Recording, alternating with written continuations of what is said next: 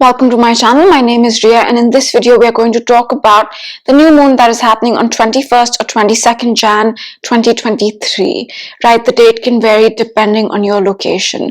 So for this video I am going to focus on Western astrology, and towards the end of the video we'll talk about Vedic astrology and where this moon is in Vedic astrology. So let's get started. Now, a new moon is when the sun and the moon conjunct. You can see this, they're together, right? That's the moon, that's the sun, they're together, and that's a new moon. And in astrology, new moons represent new beginnings.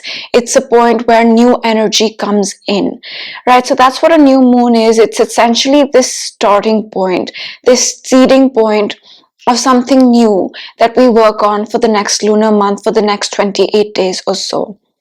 Now, this new moon is happening in the sign of Aquarius.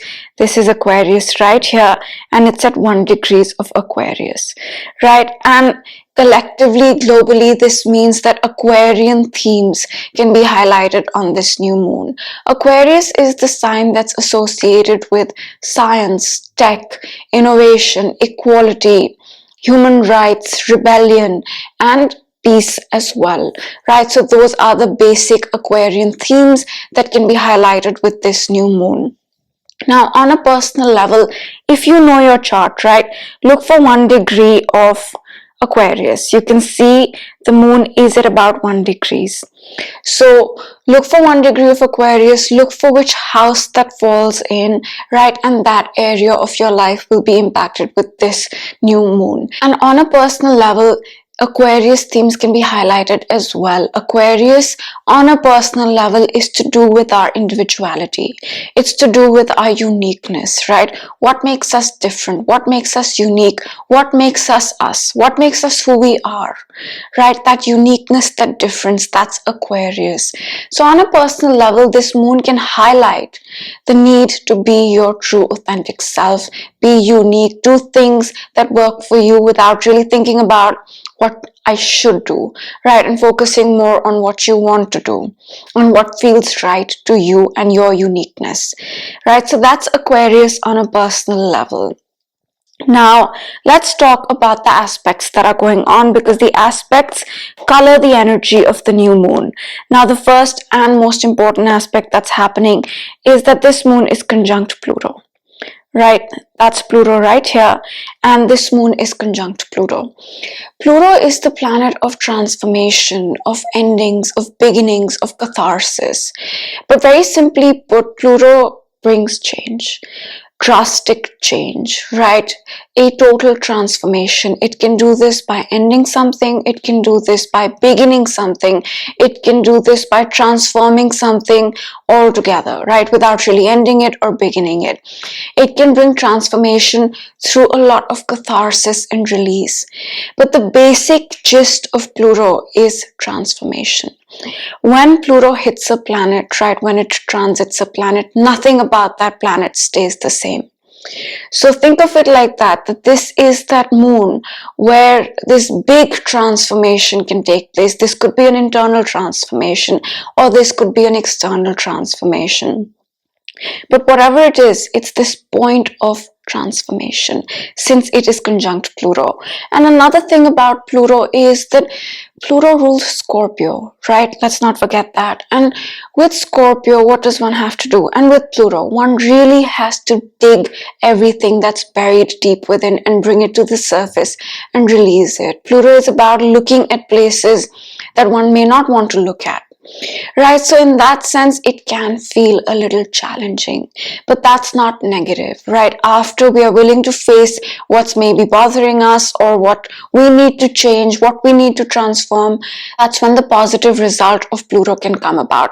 After we face the part that we don't want to face, or after we acknowledge that, yeah, I think I need to change this.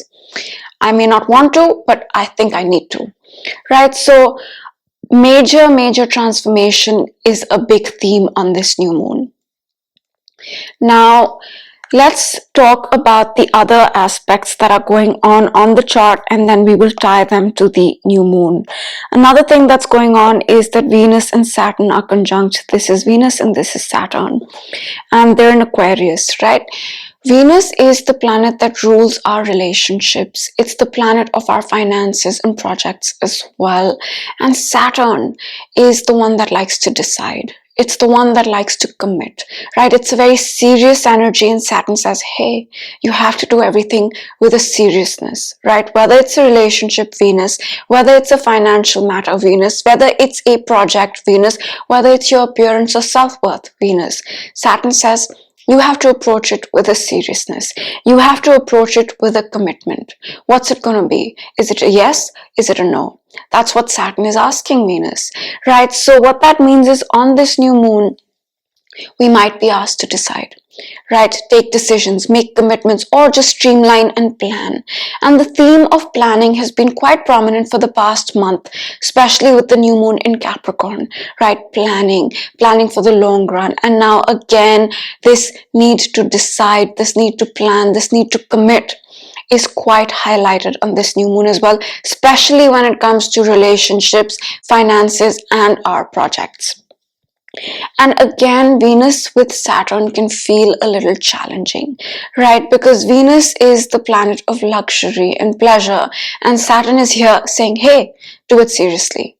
So it feels a little bit of pressure when it's so close to Saturn. So if you're feeling that pressure, it's this energy, and actually getting down to taking those decisions, making those plans, thinking about those commitments is the way to ease off that pressure, right? So that's something else that's going on this new moon. The next thing that I want to speak about is about Mercury, right? So let's look at Mercury real quick and then we'll move on. So this right here is Mercury. Now on the last moon, Mercury was retrograde, right? The last full moon was on 7th of January and Mercury here was retrograde. Retrograde means review, right? Retrograde means a planet is going over areas it's already been over. And with Mercury retrograde, communication can slow down, right? If you're waiting for that email or if you're waiting for some piece of communication to come through, it can feel like, okay, why isn't it happening, right? What's taking so long? Gadgets can also malfunction with Mercury retrograde. And Mercury has been in retrograde since 29th December. Right, and it went direct on 18th or 19th of Jan, right? So on the last moon, Mercury was retrograde, and we've been in this period up until this moon, which has been a little slow with communication, with maybe, things not working, especially gadgets. So that's something that I wanted to touch upon, that on this moon, Mercury is direct. So if there has been a slowdown in the past 3 weeks in communication, maybe you want to reach out to somebody, but you're not able to. And it's not just communication, right? Like maybe speaking to somebody or an email. Mercury is also about marketing, right? If you're into social media, it's social media as well. So with Mercury retrograde, all those things can feel like, okay, why aren't they moving? But now on this moon, Mercury is direct, so communication can pick back up again. Projects related to communication like marketing, social media can pick up pace again. And on this moon, Mercury is doing a few things, right? Let's see those. It is trining the North Node. This right here is the North Node, also known as Rahu, right? And the North Node is the future, yes. It's also a very progressive sort of energy. It also brings change, right? So Mercury is trining it. And the North Node with a trine to Mercury can make us think about the future, or make us think how we want to move into the future. And this makes sense because we are planning, we are thinking of committing, right? We are thinking about the long term, Saturn, especially with our relationships, projects, and finances. So it can make sense that our logical mind is thinking a lot about the future on this new moon, right? So I just wanted to mention that. And Mercury here is also squaring Chiron and Jupiter. Now Mercury squared Jupiter is a lot of mental stimulation, right? Jupiter is a magnifier, and this is a challenging aspect. So it's magnifying Mercury, it's magnifying the mental stimulation, it's magnifying the mind. I have this in my chart, Mercury square Jupiter, so I get it. It's a lot of mental stimulation, right? And the way to handle this is to keep calm. I know that's a little contradictory to the energy, but that's the way to go about it. If you are feeling like I'm thinking about the future too much, there are lots of thoughts going on, right? Then it's best to slow down a little bit. And Mercury is also a speech, it's also a communication, right? And Jupiter is magnifying that. So maybe it might be a good thing to think about what we say before we say it, right? And that's with Jupiter. Now it is squaring Chiron as well. So we might feel a little, okay, why aren't things moving for me, right? Because Chiron is this energy of feeling our wounds so that we can heal. It's the planet of wounds, but it's also the planet of self-healing. But this is a challenging aspect. So what might happen here is that we're asked to look at our wounds, right? We're asked to look at our wounds so that we can heal them. And the healing with Chiron comes with knowledge and wisdom, right? So a lot about Mercury on this moon. And the thing here, the key here will be to keep calm, right? If a lot of thoughts are flooding your mind, if you're thinking about the future, if you're feeling restless, if you're feeling like, why did this happen to me, or I can't do this, then take a step back, relax, take it easy. It's just the energy and it will pass, right? So that's Mercury. Now let's talk about Mars a little bit, because Mars has been very important in the past few months, right? Let me put it on the chart. Okay, right here. That's Mars, right? And if you've been watching my videos, you know that Mars has been retrograde since end October 30th or so, right? And Mars, when it's retrograde, right, when it's moving backwards from the Earth's perspective, we do a lot of review, right? Mars is the planet of our energy. It's the planet of moving forward. It's the planet of taking action. And when it's retrograde, right, we review a lot of the steps we've taken in the past, a lot of the action we've taken in the past, with the perspective of, how can I make this better? What have I missed out on? Right? So we've been doing that since October. We've been doing that. And Mars retrograde makes us focus on one area, right? So if you know your chart, look for Gemini. That's the area that you've been working on a lot since end October, even before that, but especially end October. If you don't know your chart, think about where you've put in a lot of your energy. Is it work? Is it your business? Is it your health? Is it your routine? Is it your job? Is it your marriage? Is it something else, right? That's what Mars retrograde has asked you to review in the past months and work very hard on. And why I bring this up is because when Mars is retrograde and we do all this review, there's a tendency to feel frustrated. Why? Because we are doing a review. We are not really moving forward, right? We are moving forward, but not in a very visible way. We are doing a lot of the background work. We are doing a lot of the work we think is, oh, I should have done this before, right? So it can leave us slightly frustrated. But now, Mars is direct. On the last full moon, 7th January, Mars was retrograde and so was Mercury. On this moon, both Mercury and Mars are direct. So I said what it means for Mercury to be direct. Now let's talk about what it means for Mars to be direct. So if you've been feeling a slowdown, right, if you've been putting in a lot of energies towards something and it's not really manifesting in a very visible, tangible way, then now is the time, whatever work you've put in over the past 3 months or so, it will start to show in a more external way, because Mars is moving forward. And that frustration, that sense of anger, right, that can set in with Mars retrograde, that's also easier. And Mars will cover the degrees it retrograded over till March, right? So till March, there's this third take, you can say, of working on something that we worked on in the past, right? The first take is when the planet moves direct over those degrees. The second take is when it retrogrades over those degrees, which is what we have been doing since October. And this is the third take till March, right? We'll be doing the final work connected to whatever we've been working on, but it's not going to feel as slow and frustrating as maybe the month of October into November and December. So two major differences on this new moon, right? And let's see if there's something else I want to say. Yeah, so Mars here is also trining the moon, 120-degree angle, positive, right?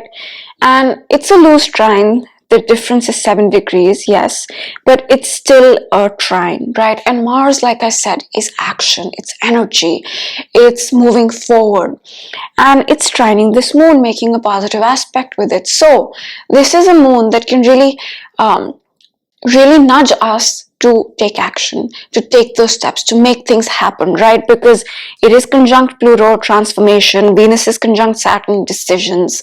So, right, a lot about moving forward, a lot about deciding, a lot about changing, ending old ways of working, transforming.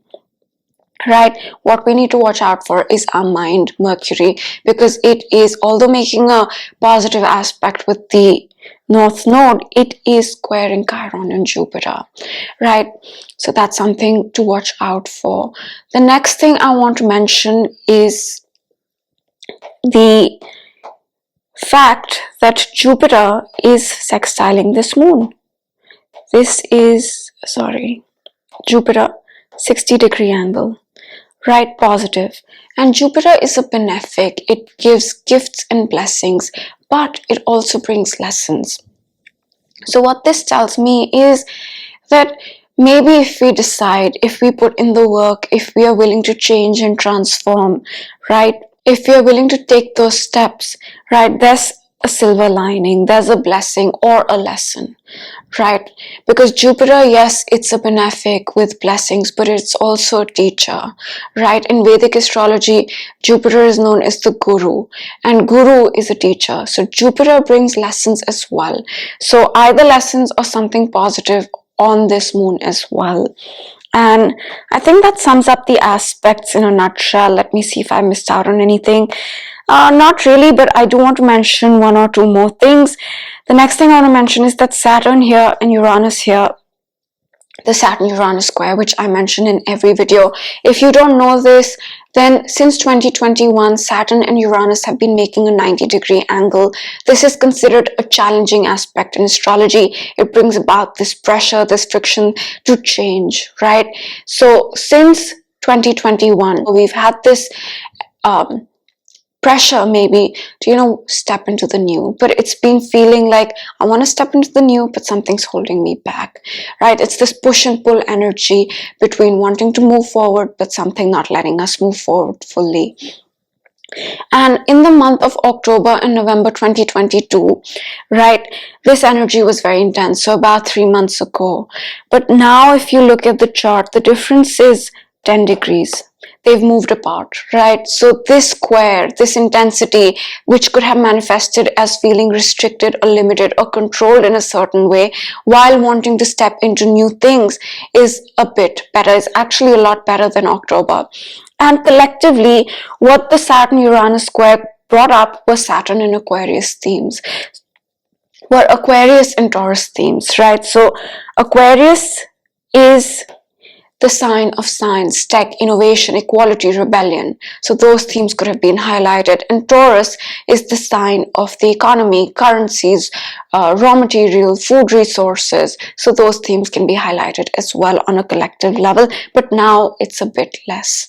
Right, but let's not forget Saturn is still in Aquarius, Uranus is still in Taurus, so those themes will still be highlighted. Maybe not to such an extent, but will still be highlighted. And the next thing I want to mention is the fact that a day after this moon, Uranus here goes direct as well, right? And why do I bring this up? I bring this up because if you look at the chart now, Mercury direct, Pluto direct, Venus, Saturn direct, Neptune is direct, Jupiter is direct, Chiron direct, and Uranus will go direct a day after this moon, and Mars direct as well. On the last moon, right, Uranus was retrograde, especially Mercury and Mars were retrograde. And when planets like Mercury and Mars, personal planets, go retrograde, we really feel it. So this moon is different in the sense that all the planets are moving forward. Uranus will start moving forward a day after this moon. So a lot of energy to start moving forward in our lives, right? The time for review is done. The time for review especially was very intense since October, but now it's time to take those steps, make those commitments, change, decide. Time to move forward. So that's something else that I wanted to mention. And I think that sums it up. Yeah, I think that sums it up now. So in a nutshell, a lot about big changes, transformation, right? And a lot about deciding something or planning, right? There can also be a tendency to be mentally overstimulated on this moon, but we must calm ourselves down. And if you're feeling like, I can't do this, why did this happen to me, Chiron, right? We must access the knowledge and wisdom within ourselves and say it's okay. It's okay. I'm stronger than this. I can deal with this, right? And something positive, a silver lining or a lesson possible on this moon as well. So that's the moon in a nutshell. And if I had to say one thing, I would say that on the last new moon, which was on 23rd December, the new moon in Capricorn, there was a lot of energy saying, take action, move forward. But with Mars retrograde, things were not moving, right? It was move forward, but we were more in the zone of planning, doing the background work. But on this moon, we can move forward full force, right? Nothing's holding us back. It could be the Chiron energy that is impacting Mercury, our mind saying that we might not be good enough. But apart from that, in the sense of retrogrades, there's nothing really asking us to hold back. So that's the moon in a nutshell according to Western astrology. Now let's talk real quick about Vedic astrology. So the first thing I want to mention about Vedic astrology is that on January 17th, right, a few days ago, Saturn entered the sign of Aquarius. One of the differences between Vedic astrology and Western astrology is where the energies are at, right? In Vedic astrology, the energies are a little bit behind. So Saturn has been in the sign of Capricorn, but now it has entered Aquarius. And it's entered Aquarius for good. It's not retrograding back into Capricorn, right? And if you look, Saturn in Western astrology is also in Aquarius, but it will change signs in March. So till March, we have Saturn in Aquarius in both Vedic and Western astrology. If you follow Vedic astrology, you might want to see how this is impacting your chart, right? So I just thought I'd mention that before we get into where this moon is in Vedic astrology. So now let's talk about that. Now I did say the energies are a little bit behind in Vedic astrology, right? So that puts this moon not in Aquarius but in Capricorn. But more importantly, it falls in the nakshatra of Uttar Ashada, right? Nakshatras are smaller divisions of a sign with their own meaning, own interpretation, own rulership also, right? They're also called lunar mansions. Now, in one of my videos, I had shown you that there are two systems. There's an equal nakshatra system and there's an unequal nakshatra system, right? So according to the equal nakshatra system, this moon falls in the nakshatra of Uttar Ashada. But I like looking at the unequal nakshatra system as well, and in that system it falls in the nakshatra of Shravan, right? Now I'll give you the interpretation of both nakshatras real quick. So Uttarashada is a sun-ruled nakshatra, right? It's a very Capricornian energy. It's all about winning. It's about reaching the top. It's also called the final victory, right? So that gives away a lot. It's about winning. It's about reaching the top. It's about recognition. Shravana, on the other hand, is also about winning, but it is also about listening, right? It's a moon-ruled nakshatra, and the key here with Shravana nakshatra is that it's about 3 steps, 3 uneven steps, right? It is said that with Shravana nakshatra, right, one needs to do things 3 times to kind of get that victory, to win. And to me, that could mean something as simple as the fact that we've been doing so much review, right, with the retrogrades, that this is the time the planets are moving forward, and this is the third take, right? As I had explained, the first take is when the planet goes forward the first time, then the second look is when it goes backward, the retrograde, and now we're in the third take, right? So maybe it's that third step that we need to move forward with and work hard on to be able to have that victory. And Shravana is also about listening, right? Listening is a big theme with Shravan Nakshatra. So it could be that we must listen to our inner voice, we must listen to our intuition, we must listen to what feels right for us, right? Very Aquarian in that sense. So that's what I would say with Vedic astrology. And in the unequal nakshatra system, this moon falls in Shravan nakshatra, and if we divide the nakshatra into 4 parts, each part is called a pada, right? Each nakshatra is divided into 4 parts, and this one falls in part 1 of Shravan Nakshatra. Part 1 is an Aries dominant energy, right? Aries is Mars. So to me, that means move forward, take action. This is the third take, this is the third step. So take that step so that we can achieve our goals, right? What is winning? Winning is achieving our goals. Winning is feeling satisfied. That to me is winning, right? So taking those steps and not shying away from it, because with Shravan, often what happens is when we don't get something right the first time, we're reluctant to do it a second time. But if we don't get something right the second time, the third time we're definitely like not doing it. But it might serve us well to think, okay, why did it not work out the first time? Okay, why did it not work out the second time? Okay, third time it will work out, right? So it's this nakshatra that also in a way emphasizes persistence, trying, right? So that's where it's happening in Vedic astrology. So I just thought I'd mention that, and I hope you enjoyed this video. And now I will see you next time. A lot of forward movement, right? All the planets are direct, will be a day after the moon. So a lot of energy to move forward now. I hope you enjoyed it, and I will see you next time. Bye.